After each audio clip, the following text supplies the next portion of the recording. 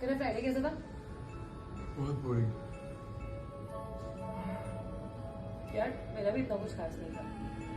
क्या आपके साथ भी कभी ऐसा होता है? This is called contagious yawning and this is more likely because you wired to a person जिसके साथ आप उठते या बैठते हैं।